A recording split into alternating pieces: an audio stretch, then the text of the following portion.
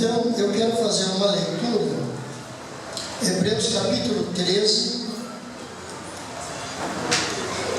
o verso 10, que diz assim: temos um altar de que não tem direito de comer os que servem ao tabernáculo.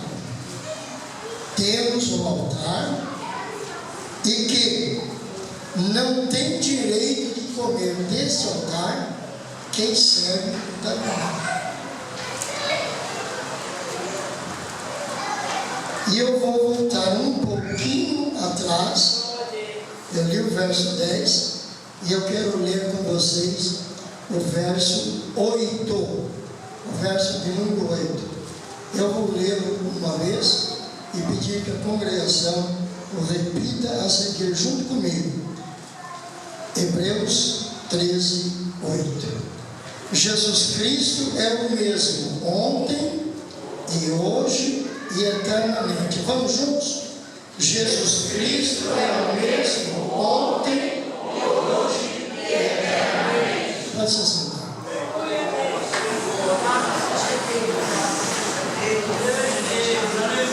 O tema do trabalho dessa campanha com as irmãs, baseado no Levítico capítulo 6, versos 12 e 13, vai falar sobre altar e sobre fogo, né? Sobre altar, o pastor Gilson falou que a semana passada algumas direções sobre o altar. Abraão foi considerado amigo de Deus e o nosso pai na fé, porque ele entendeu que de tudo quanto Deus o abençoava, ele erigia um altar para Deus. Isso passou por várias gerações. Jacó, que era meio tribuloso, né?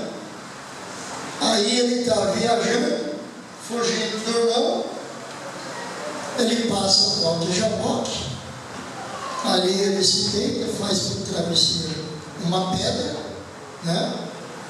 E ele tem uma visão, e ele vê uma escada que da terra tocava os céus. E nessa escada ele via anjos que subiam e desciam. E eu fiquei pensando, por que não é o contrário? Anjos que descem e depois sobem, né? E depois eu fui entender, porque anjos são mensageiros de Deus para servir aqueles que temem ao Senhor, né? Então ele estava servindo. Tanto é que Jacó, ele faz uma batalha com um anjo ali e ele alcança a bênção, ele recebe a sua bênção. E o que ele vai fazer? Ele vai erigir um altar e ele vai dizer: verdadeiramente Deus está neste lugar, e eu não sabia. Eu já extraio daqui uma lição para nós, que muitas vezes, não digo o lugar, mas a situação, você pode estar vivendo uma situação adversa, um momento de contrariedade. O testemunho do nosso irmão Silas, né, foi muito eficaz, porque ele estava dentro de um problemão, né? Estava dentro de um problemão. Imagina ter que pagar uma dívida de 100 mil reais hoje, para nós que vivemos uma vida de trabalho sacrificial. Uma luta muito grande. Como pagar 100 mil reais? Né? Isso é uma grande adversidade, mas Deus entra no negócio. Deus entra. Eu não sei o que você está vivendo, mas nesta noite eu quero trazer uma palavra, inclusive de testemunho, de que Jesus Cristo é o mesmo ontem, Ele é hoje e Ele é eternamente. Eu tenho dito em algumas É muito bom ter Bíblias com várias versões, né? Mas eu prefiro a revista corrigida, né? Porque eu tenho algumas versões em casa, tenho acho que lá umas 12 Bíblias, eu uso para estudo, para fazer um comparativo. Mas eu não concordo com uma versão que usa o verbo será, porque na verdade esse verbo será é o denominado o verbo do pretérito do futuro, ou seja, uma pretensão que no futuro será aquilo, né? Como alguém poderia dizer: hoje eu sou um profissional na área da saúde, né? No menor escalão, enfermeiro. Ontem eu era um enfermeiro simples, você pode dizer. Hoje já sou um enfermeiro chefe. E poderei ser, será um médico, será uma médica, né? Então eu não gosto dessa versão que diz que Jesus Cristo é o mesmo ontem e hoje e será eternamente. Não, Ele é eternamente. Sabe por quê? Porque Ele mesmo disse: eu sou. Ele é o eu sou encarnado. Quando os discípulos perguntaram para Ele, que Ele disse: olha, eu vou para o Pai, né? Eu vou para o Pai. E vocês não podem ir aonde eu vou, mas vocês sabem o caminho. Vocês sabem o caminho para Deus. E eles disseram: como que é Deus? Nós nunca vimos Deus. E Ele disse: quem vê a mim, vê a Deus, vê o Pai. Quem vê a mim, vê o Pai. Porque Ele era nada mais, nada menos do que o Deus encarnado, que se fez homem, que habitou entre homens, que andou com homens, que curou homens, que levantou homens, que ressuscitou homens. Então, Jesus Cristo é o mesmo ontem, hoje e eternamente.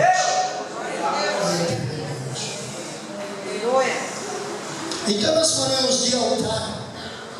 Só que hoje nós não erigimos mais altares.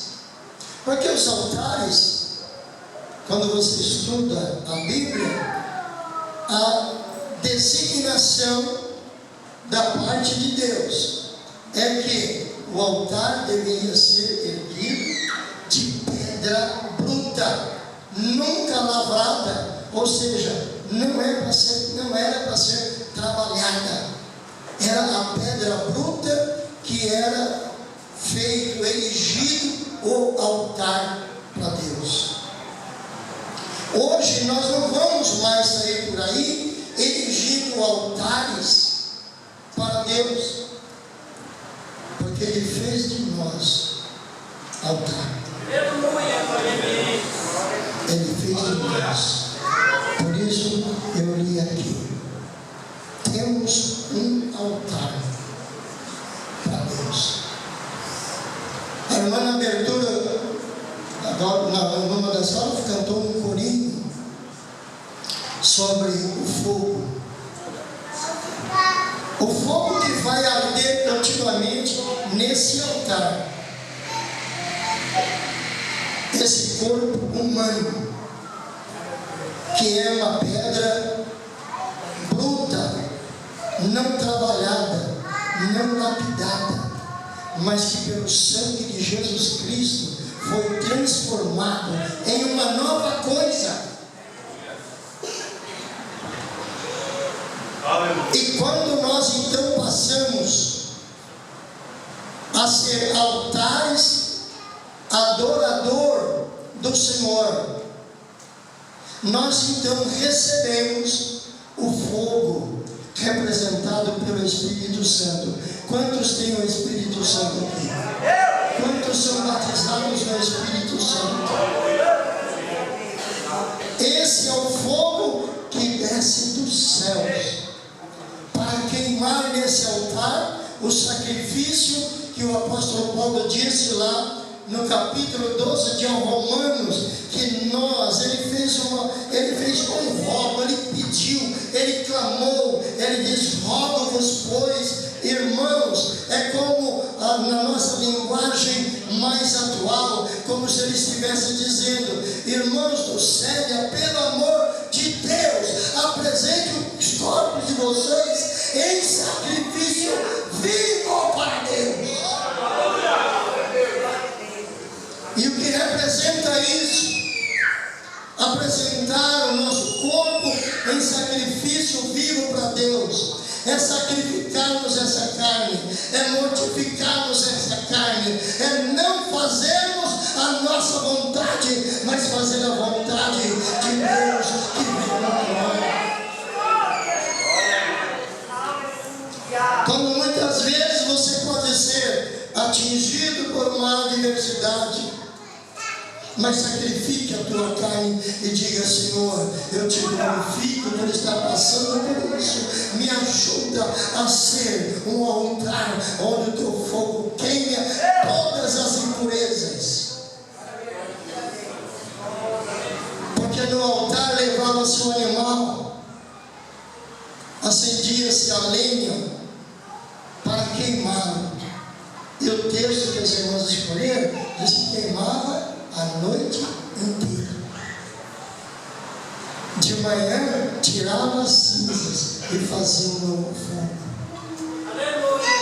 Então as impurezas da nossa vida, elas devem ser queimadas à luz da palavra de Deus, pelo Espírito Santo, por uma vida de consagração, por uma vida de temor, por uma vida de obediência, por uma vida de sacrifícios.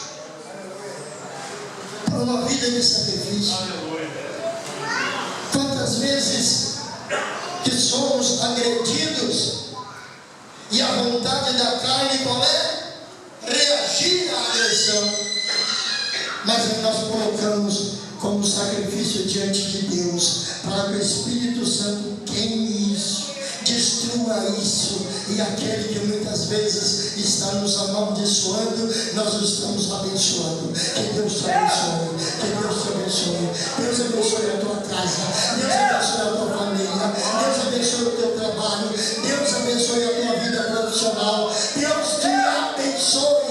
Isto é sacrifício sendo queimado nesse altar que não merece nada, não é digno de nada, não é merecedor de nada. E as coisas vão acontecendo de uma forma maravilhosa. Por isso, a gente tem que ter uma prerrogativa constante na nossa vida espiritual. Se estivermos passando por uma dificuldade, quer seja financeira, desemprego, desarmonia entre familiares, problemas difíceis de resolver, adversidades, perseguições, murmurações, nós precisamos de continuar com essa prerrogativa. Jesus é o mesmo, Jesus é o mesmo, Jesus é o mesmo. Então vou continuar adorando, vou continuar servindo, vou continuar batalhando pela causa de Jesus.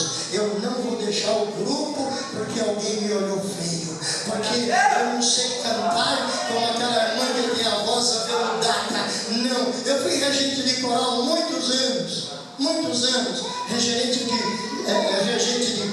orquestra, de banda, de coral, de quarteto, muitos anos, e muitas vezes tinha pessoas que depois vinham: irmão, aquele irmão é desafinado, aquele irmão é desafinado.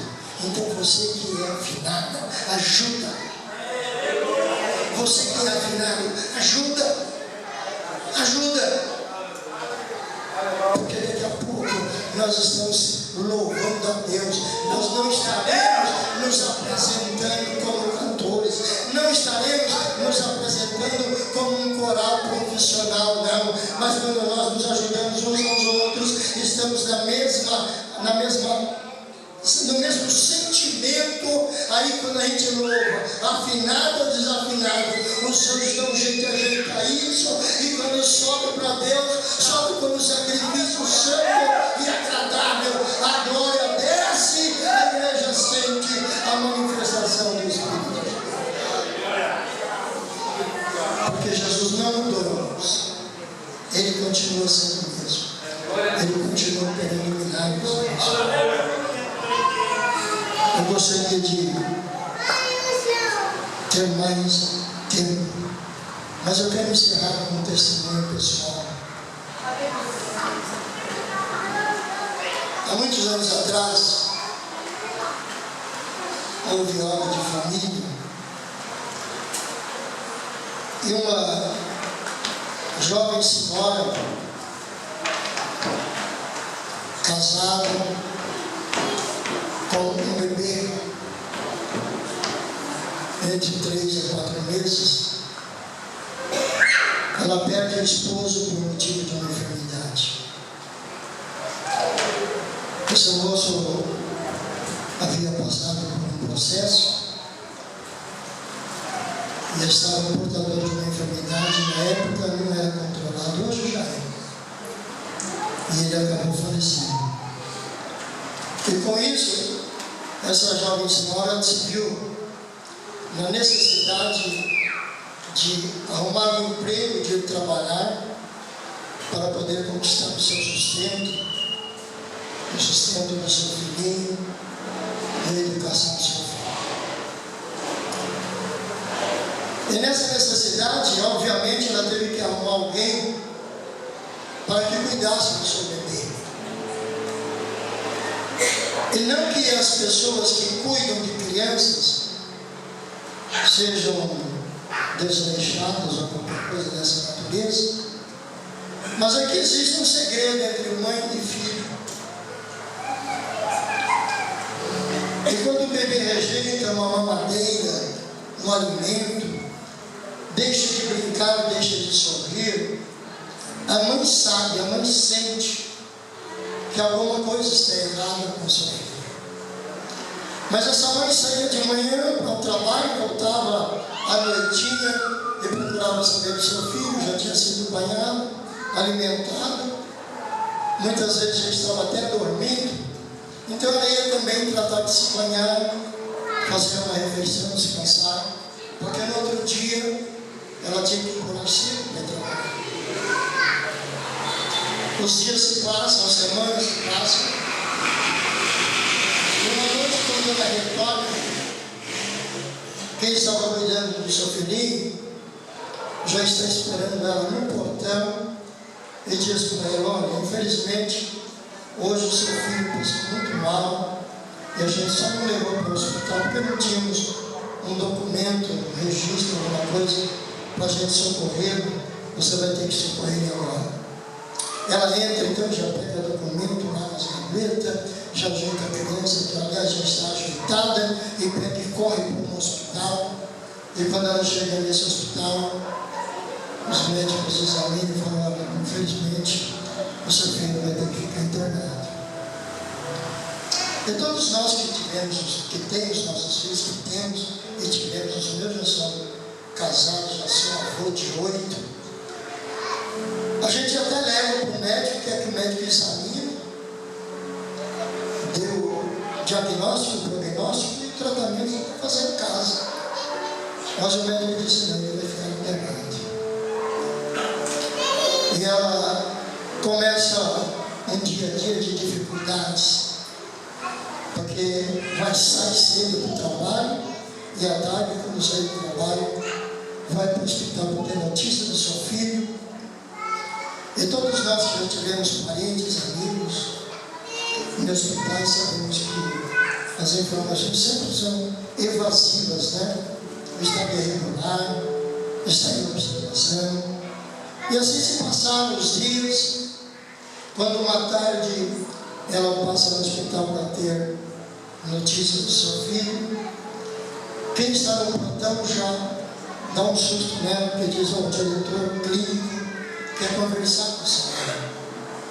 Encaminha ela para o gabinete do diretor clínico e ele então a recebe, pede que ela se sente e vai dizer para ela: olha, infelizmente a notícia que nós temos para a senhora não é boa. O seu filho, essa noite, em madrugada, ele deu muito trabalho, foi um corre aqui no hospital. E hoje, no decorrer do dia, nós aplicamos todo o nosso conhecimento, toda a medicação que tínhamos disponíveis, mas a criança não reage, não reagiu. E infelizmente nós nos reunimos numa junta médica e chegamos à conclusão de que nós não podemos fazer mais nada pelo seu filho. Da nossa parte, não há o que fazer. E é uníssono entre nós que o seu filho não vai existir esta noite. E reunido com a junta médica, nós então decidimos que se a senhora quiser levar o seu filhinho para casa e ter ele consigo os seus últimos instantes de vida, a senhora não precisa nem assinar atestado de certificado nenhum. A senhora pode ligar de libera. Inclusive o atestado de óbito já está pronto.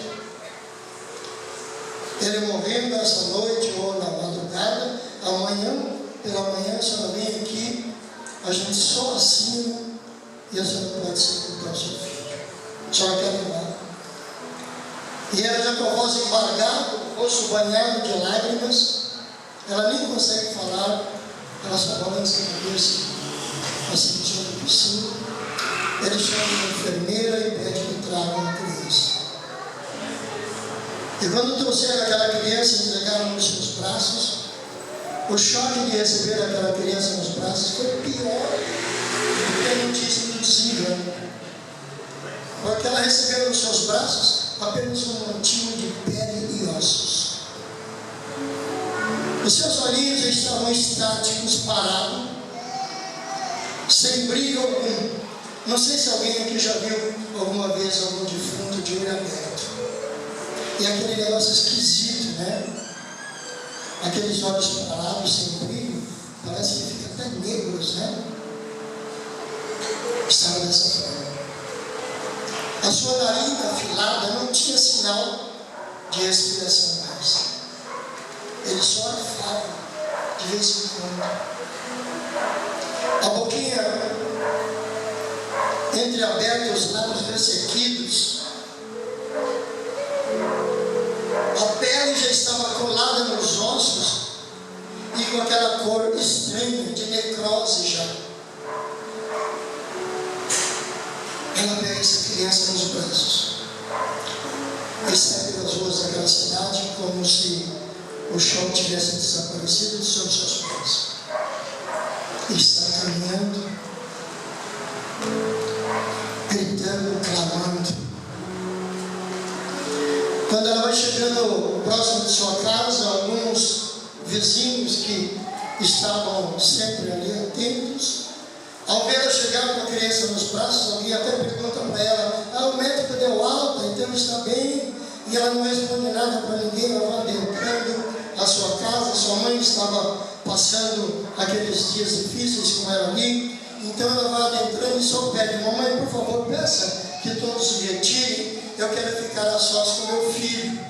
E ela adentra ao seu quarto, coloca o seu filhinho sobre a sua cama, ela volta e fala para a sua mãe: mamãe, fique em paz, eu só vou tirar um período de oração aqui com meu filho.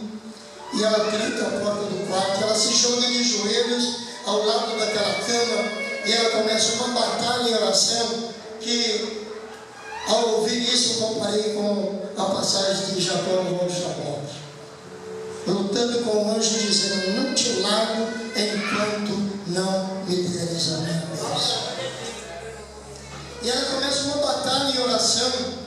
E na sua oração ela vai dizer: Senhor, o Senhor me deu esse filho, o Senhor levou meu marido há poucas semanas, e antes dele partir para a eternidade, ele falou comigo, dizendo: olha, o Senhor vai me recolher, mas eu te peço uma coisa, fica firme aos pés do Senhor, no caminho do Senhor, e cria o nosso filhinho no temor da palavra de Deus, porque eu sei que o Senhor vai me recolher, e Ele já me mostrou as delícias que serão os céus. Eu tenho certeza que quando soar a trombeta naquele dia, eu ressuscitarei de entre os mortos num corpo glorioso. E se você permanecer firme, criar o nosso filho no temor da palavra de Deus, vocês, se estiverem vivos, receberão também um corpo glorioso, e juntos nós subiremos ao encontro do Senhor. E agora, Senhor, os médicos me dizem que meu filho não passa dessa noite. Senhor, mas eu creio que o Senhor é o mesmo. E eu me lembro de uma viúva como eu. O Senhor ia entrando na cidade de Naim, e ela ia saindo para sepultar o filho. Mas o Senhor se dirigiu a ela e disse para ela: mulher, não chores mais. Senhor, eu sei que o Senhor é o mesmo. Enxuga as minhas lágrimas nessa noite. Senhor, quantas vezes eu vi também pregarem e ler essa mensagem, essa passagem. Lázaro, teu amigo, estava doente. O Senhor estava longe. As tuas irmãs te mandaram chamar.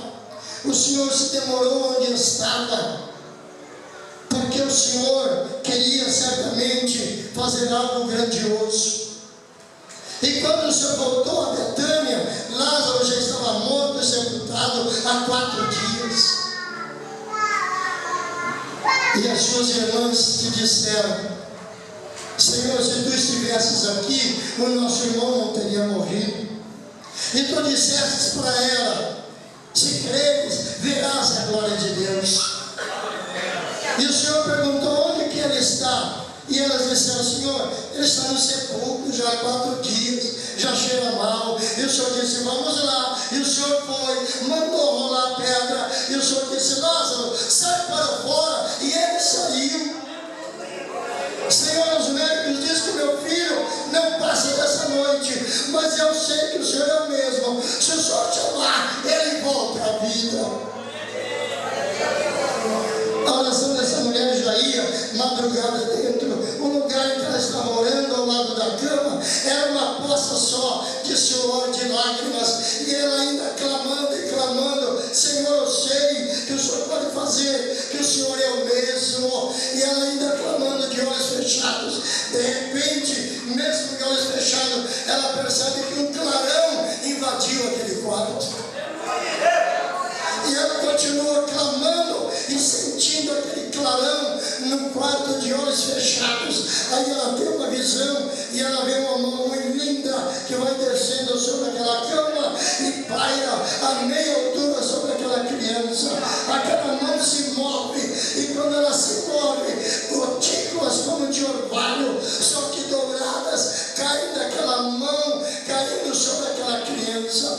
E ela está contemplando essa visão, quando de repente ela sente uma mãozinha magrinha, mirrada, tocar no seu rosto, como enxugando suas lágrimas.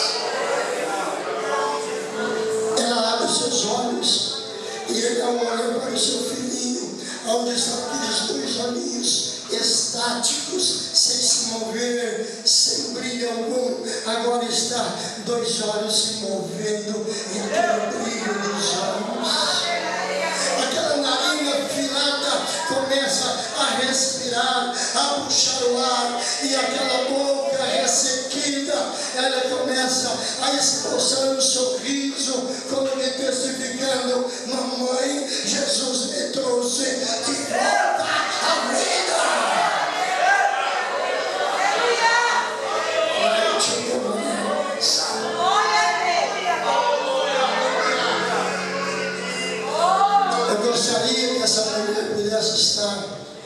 no nosso meio que certamente ela teria muito mais detalhes do que ela possui. Mas ela já dorme no Senhor, está junto lá com o seu esposo, abalando o dia que vai soar a trombeta e eles irão ressuscitar. Mas aquele menino, ele está aqui hoje. E eu posso dar esse testemunho porque aquele menino sou eu. Aquele menino sou eu.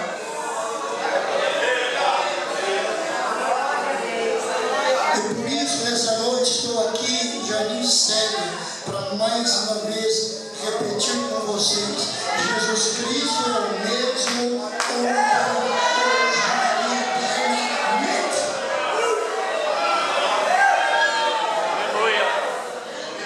Porque eu dou esse testemunho, sabe por quê? A minha mãe me contou esse testemunho dele.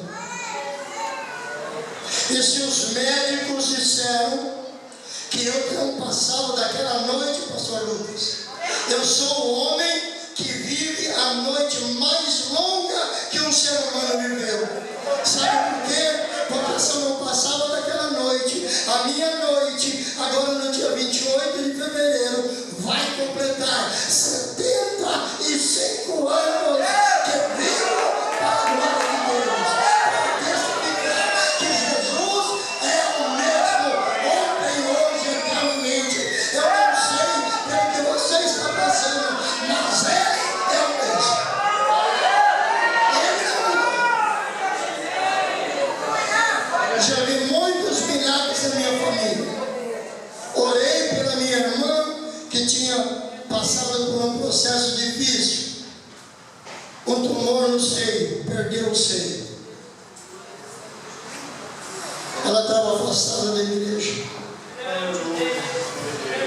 Quando ela volta no médico, naquele período de transição, de acompanhamento, aí ela perguntou para o médico: doutor, eu quero que o senhor seja sincero comigo. Eu estou livre desse câncer? Ele disse: não. Quanto tempo eu tenho de vida? Não liga, doutor. Pode falar. Ele disse para ela: dona Léa, talvez um mês, talvez 6 meses, talvez um ano, não sei. Eu fui visitá-la e lembrei ela do meu testemunho e falei: mano, você crê que Jesus é mesmo? Então não se afaste dele, volte para ele. Ela voltou. Isso fazem 40 anos, ela está lá na Inglaterra. Eu não sei o que você está passando, mas eu quero te reafirmar nessa noite: Jesus Cristo é o mesmo.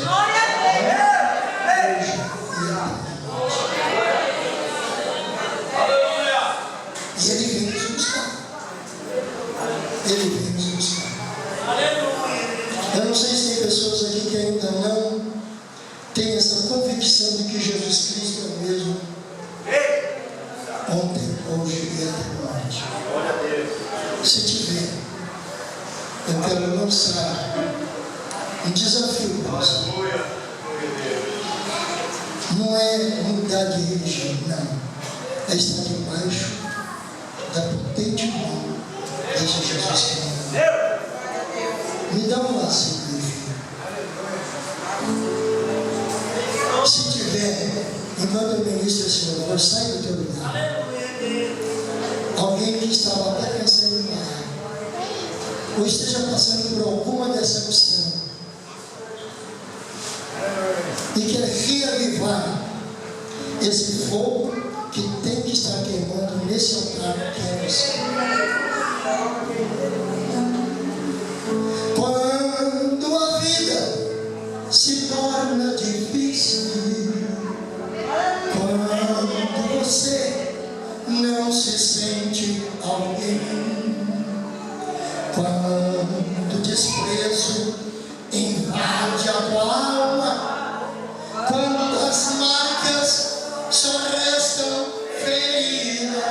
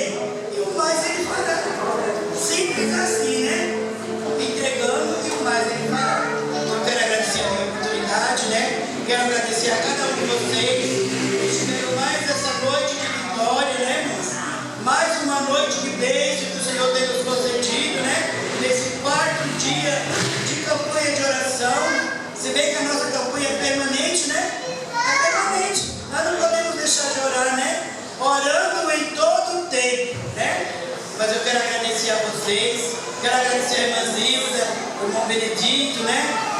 O irmão Arnaldo, né? Que esteve aqui, o pastor Gilson, o pastor Léo e todos vocês, né, irmão? Já quero pedir as orações, né? Crente rapidão, né? Agradece e pede, né? Eu vivo contando bem, porque o Senhor é bom, mas eu quero pedir oração, porque a semana que vem eu não vou estar aqui. Vou passar por uma cirurgia na quarta-feira, mas eu estou crendo que o médico dos médicos está na frente, né? Era para ser feito no dia 7, mas a minha filha estava internada e eu tive que adiar, né? E agora já está tudo certo para quarta-feira, dia 28. Mas eu creio, né? Que se vocês orarem, como a gente louvou, né? Se nós orarmos, o céu vai mover, né? Se nós orarmos, vai dar tudo certo, né? E aí fala uma coisinha assim. Uma vez o médico falou para mim, no dia 5